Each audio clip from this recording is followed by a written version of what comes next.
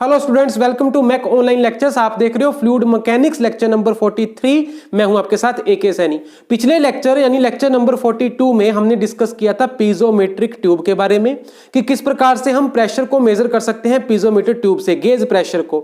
ठीक है जी, उसमें बहुत कुछ हमने डिस्कस किया, कई छोटी छोटी बारीक बातों को मैंने आपको एक्सप्लेन किया। और लेक्चर के कंप्लीट होते होते मैंने एक बात आपके सामने रखी थी कि पॉजिटिव गेज प्रेशर को तो हम इजिली नोट कर पाते हैं पीजोमीटर की हेल्प से, लेकिन नेगेटिव गेज प्रेशर को आप कैसे नोट करोगे?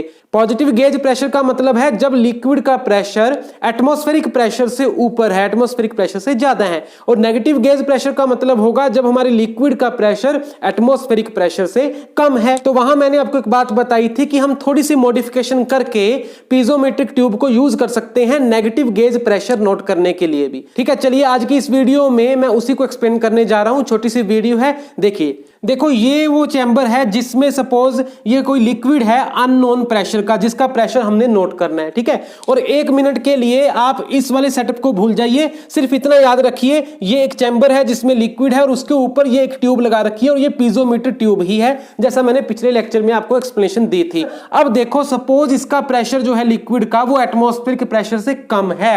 अगर एटमॉस्फेरिक प्रेशर से कम हुआ, ऊपर से एटमॉस्फेरिक प्रेशर लग रहा है, तो इसके राइज होने का तो सवाल ही पैदा नहीं होता। और अगर ये लिक्विड राइज नहीं करता तो हमारे पास H क्या आएगा? कुछ भी नहीं। और अगर H ही नहीं हमारे पास आया तो आप हाइड्रोस्टैटिक लॉ P = WH लगाकर कैसे प्रेशर फाइंड कर सकते हो? तो ये प्रॉब्लम है ना। तो उसके लिए आज मैं आपको सॉल्यूशन बता रहा हूं। आपने क्या करना है, थोड़ा सा चेंज करना है, थोड़ी सी मॉडिफिकेशन करनी है इस पीजोमीटर ट्यूब में। क्या करना है आपने?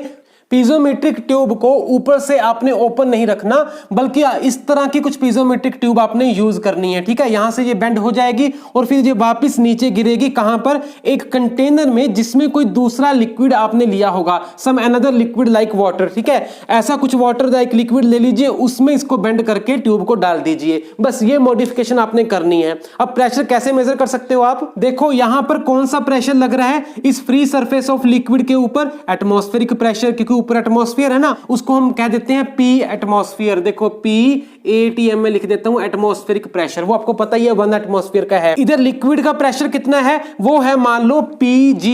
ठीक है जी, PG मतलब गेज प्रेशर ऑफ लिक्विड। ठीक है, हम गेज प्रेशर ही नोट करें ना, PG हो जाएगा। अब आपको पता है क्योंकि ये नेगेटिव गेज प्रेशर है, एटमॉस्फेरिक प्रेशर से कम है, सो PG is less than P atmosphere. ये तो आपको पता ही है ना, यहां का प्रेशर यहां लगने वाले प्रेशर से कम है। ठीक है, अब होगा क्या? तो अब आपको पता है ये प्रेशर कम है, ये प्रेशर ज्यादा है। ठीक है, तो यहां से फ्लूइड जो है ये वाला लिक्विड ये इसमें राइज करने लग जाएगा, ट्यूब में राइज करने लग जाएगा। तो देखो ये ऊपर राइज होते होते होते कहां तक आ गया? मान लो यहां तक पहुंच गया, जहां इस फ्री सरफेस ऑफ लिक्विड से हम अगर हाइट देखें तो वो स्मॉल h आ रहा है। ठीक है, ऊपर जाके वो रुक गया। अच्छा, यहां पर मुझे आपका पूरा ध्यान चाहिए, बहुत इंपॉर्टेंट कॉन्सेप्ट समझा रहा हूं आपको, जरा ध्यान से सुनिए। ये यहां पर आकर क्यों रुका, यहां क्यों नहीं रुका, यहां क्यों नहीं रुका, यहां क्यों नहीं रुका, एक पर्टिकुलर हाइट पर आकर ही क्यों रुका? इसकी वजह ये है, ध्यान से सुनना, यहां पर प्रेशर कितना है? देखो इस पॉइंट के ऊपर प्रेशर कितना है? इसके ऊपर प्रेशर तो वही है ना जो फ्री सरफेस के ऊपर प्रेशर था, कितना था? वो एटमॉस्फेरिक प्रेशर था। अच्छा, अब जैसे जैसे आप ऊपर की तरफ जा रहे हो ये प्रेशर क्या होगा? कम होगा कि ज्यादा होगा?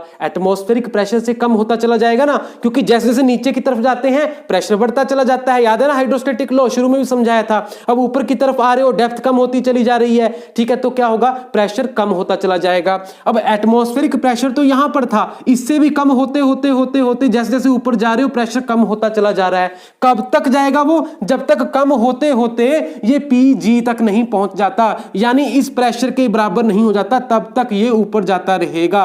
और उससे ज्यादा ये ऊपर नहीं जाएगा, क्योंकि और ऊपर जाने का मतलब क्या है? इस प्रेशर से भी कम होना, और वो पॉसिबल नहीं है। तो यहां पर आपको जो भी बैलेंस मिल रहा है that is proportionate to this much pressure and that is PG।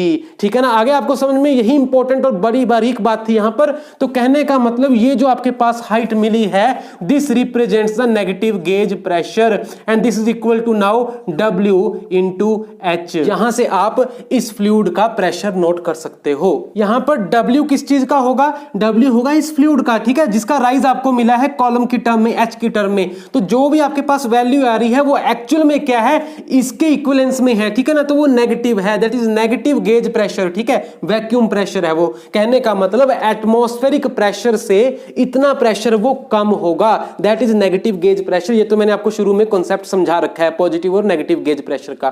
So this is how you can measure negative gauge pressure of the liquid using पीजोमेट्रिक tube with slight modification. और मॉडिफिकेशन यही है कि आपने उसको bend करके tube को एक liquid में डालना है जिसके फ्री सरफेस के ऊपर एटमॉस्फेरिक प्रेशर लग रहा है। तो चलिए मिलते हैं नेक्स्ट वीडियो लेक्चर नंबर 44 में। बड़ी छोटी सी वीडियो होगी जिसमें मैं एक और कॉन्सेप्ट आपके सामने लाऊंगा। बात यह होगी कि जो हम P = WH फॉर्मूला लगा लगाकर पीजोमीटर से प्रेशर नोट करते चले जा रहे हैं, चाहे वो पॉजिटिव गेज प्रेशर है या वो नेगेटिव गेज प्रेशर है, वो एप्लीकेबल है फ्लूइड स्टैटिक्स में जब फ्लूइड रुका हुआ है, ठीक है। तो यहां पर क्वेश्चन ये उठता है, अगर फ्लूइड फ्लो कर रहा है मान लो किसी पाइपलाइन में, तो बहते हुए फ्लूइड का भी क्या हम प्रेशर, गेज प्रेशर नोट कर सकते हैं पीजोमेट्रिक ट्यूब से? तो इस चीज के ऊपर हम थोड़ी सी डिस्कशन करेंगे नेक्स्ट छोटी सी वीडियो में लेक्चर नंबर 44 में। तो बने रहिए साथ में।